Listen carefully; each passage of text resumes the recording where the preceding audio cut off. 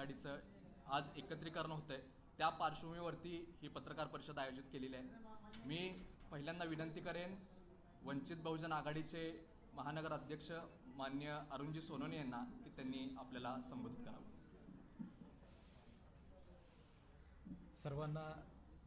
सर्व आपण आलात त्याबद्दल सर्वांचा मी मनापासून आभारी आहे। सर्वांना सविनय जय भीम, नमस्कार।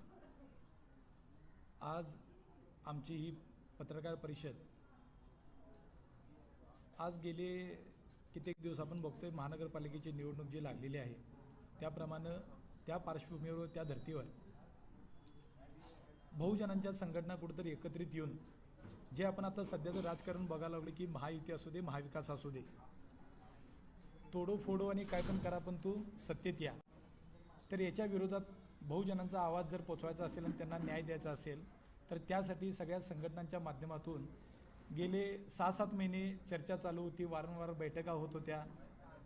त्यामध्ये आमची वंचित बहुजन आघाडी म्हणून पण त्यांच्यासोबत चर्चा चालू होती आणि अशा जवळजवळ सगळ्या बहुजनांच्या संघटना एकत्रित येत आम्ही पुढे जात होतो। पुढे जात असताना आमच्या पक्षाची सभा झाली, विजयी संकल्प महासभा। विजयी संकल्प महासभेच्या नंतर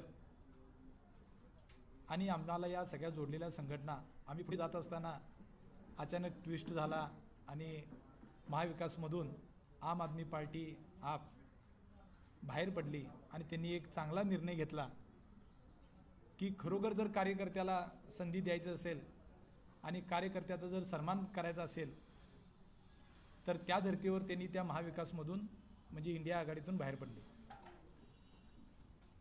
इंडिया आघाडीतून बाहेर पडल्यानंतर त्यांचं आमची बोलणी सुरू झाली। बोलणी सुरू होत मग त्या बोलणीचं रूपांतर या आमच्या बहुजनांच्या संघटना आम्ही आणि आप असं एकत्रित येऊन मग बाकीच्यांनी पक्षांचे प्रस्ताव आमच्याकडे